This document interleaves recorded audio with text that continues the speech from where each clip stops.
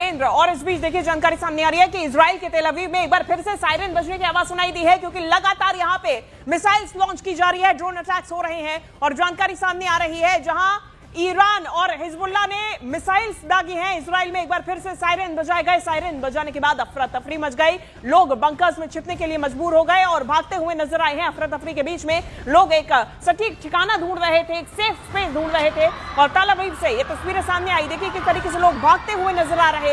Israel में लगातार Iran की तरफ से हमले जारी और इस बीच सायरन की आवाज एक बार फिर से सुनाई दी। ईरान और हिजबुल्लाह ने मिसाइल्स दागी है, सायरन बजने के बाद अफरा तफरी मच गई। ये तस्वीरें सामने आई जहां पर दोनों ही तरफ से लोग भागते हुए नजर आए हैं और एक बंकर की या फिर किसी भी सेफ स्पेस की तलाश में नजर आए। ये तस्वीरें सामने आई। बता दें कि ईरान की तरफ से लगातार इजराइल को निशाना बनाया जा रहा है और ईरान का जो मुख्य टारगेट है वो इजराइल ही है। और ऐसे में ये तस्वीरें सामने आ रही हैं जहां पर एक बार फिर से सायरन्स की आवाज सुनाई दी है। तेल अवीव की तस्वीरें जहां पर सायरन बजे, अफरा तफरी मच गई।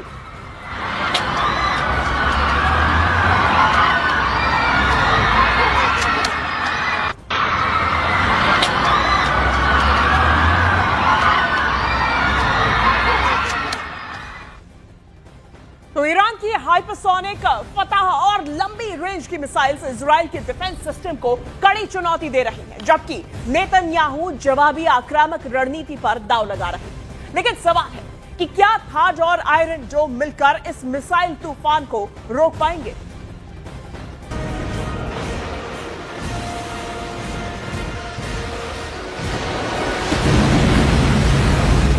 बेत शेमेश में हुए हमले के बाद के हालात देखिए।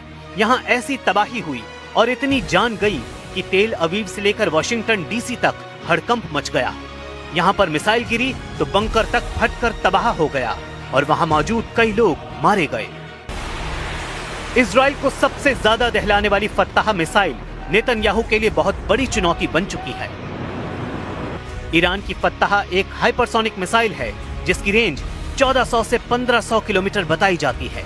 इस मिसाइल की रफ्तार मैक 15 तक है, यानी ये 18,000 किलोमीटर प्रति घंटे की रफ्तार तक पहुंच सकती है। इजराइल का मिसाइल डिफेंस हाइपरसोनिक हमलों को रोकने में नाकाम साबित हो रहा है, लेकिन नेतन्याहू इस वक्त डिफेंस से ज्यादा ऑफेंस यानी आक्रामक होने पर ध्यान दे रहे हैं। אנחנו במערכה שבה אנחנו מביאים את כל כוחו של צה"ל כפי שלא היה מעולם למערכה הזאת כדי להבטיח את קיומנו ועתידנו. אבל אנחנו מביאים למערכה הזאת גם את סיועה של ארצות הברית, את ידידי נשיא ארצות הברית דונלד טראמפ, את צבא ארצות הברית, ושילוב הכוחות הזה מאפשר לנו לעשות את מה שאני מייחל לעשות כבר 40 שנה. להכות את משטר הטרור שוק על ירך. इजराइल पर हुए हमलों में जिन मिसाइलों ने तबाही मचाई है उनकी लिस्ट देख लीजिए, क्योंकि यही अब तक नेतन्याहू के लिए सबसे बड़ी परेशानी बनी है। इनमें सबसे खतरनाक फतह 1 और खैबर शिकर मिसाइल शामिल हैं। इसमें कद्र और इमाद मिसाइल भी शामिल हैं। फतह हाइपरसोनिक मिसाइल की रेंज 1400 किलोमीटर है। खैबर शिकन मिसाइल की रेंज 1450 किलोमीटर है। कद्र मिसाइल की रेंज 2000 किलोमीटर तक है और इमाद की रेंज 1700 किलोमीटर है। ये सभी मिसाइल इजराइल के खिलाफ ऑपरेशन में दागी जा रही हैं। तेल अवीव से लेकर हाइफा और अशदोद से लेकर बीर शीबा और शेफाल जैसे छोटे शहरों पर भी इन्हीं मिसाइलों से हमले हुए हैं।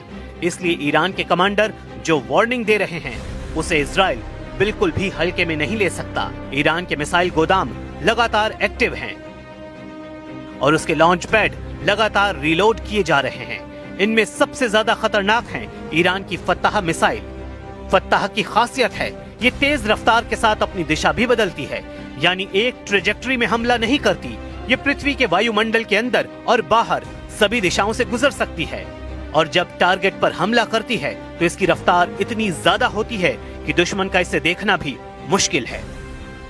ये बात नेतन्याहू बहुत अच्छी तरह जानते हैं। ऐसे में इजराइल में अगला कहां धमाका होगा, कौन सी मिसाइल कहां गिरेगी, इसे लेकर इजराइल के मिसाइल ट्रैकिंग रेडार सिस्टम काफी प्रेशर में है। इन सबसे खास है अमेरिका का थाड मिसाइल डिफेंस सिस्टम, जो पूरे इजराइल को बचाने के लिए तैनात किया गया है। थाड 200 किलोमीटर की दूरी तक दुश्मन की किसी भी मिसाइल को मार सकता है। ये 150 किलोमीटर की ऊंचाई तक किसी भी मिसाइल को इंटरसेप्ट कर सकता है अमेरिका के पास थार्ड की 7 बैटरियां हैं। एक बैटरी में 6 ट्रक माउंटेड लॉन्चर होते हैं। दुश्मन की मिसाइल को रोकने के लिए थार्ड सिस्टम के एक लॉन्चर से एक बार में 8 मिसाइल दागी जा सकती हैं। यानी पूरी बैटरी में कुल 48 इंटरसेप्टर मिसाइल होती हैं। इसे ऑपरेट करने के लिए 95 सैनिकों की जरूरत होती है। इजराइल में ऐसे 2-2 सिस्टम तैनात रहे, लेकिन क्या ये काफी साबित हुए? बिल्कुल नहीं। हाइफा और तेल अवीव में गिरती हुई मिसाइलों ने बताया है कि ईरान एक बार में सैकड़ों मिसाइल फायर करने की ताकत रखता है और उनको रोकना ना इजराइल के बस की बात है, ना ही अमेरिका इसमें 100% कामयाब रहा है। अगले 24 घंटे इजराइल के लिए बहुत खतरनाक होने वाले हैं। अगर नेतन्याहू ईरान के लॉन्च पैड वाले अड्डों को तबाह करने में नाकाम रहे तो समझ लीजिए इजराइल और अमेरिका को लगातार बड़े बड़े झटके मिलते रहेंगे। ईरान से युद्ध को लेकर अमेरिका और इजराइल को ऐसे सिग्नल लगातार मिल रहे हैं। What?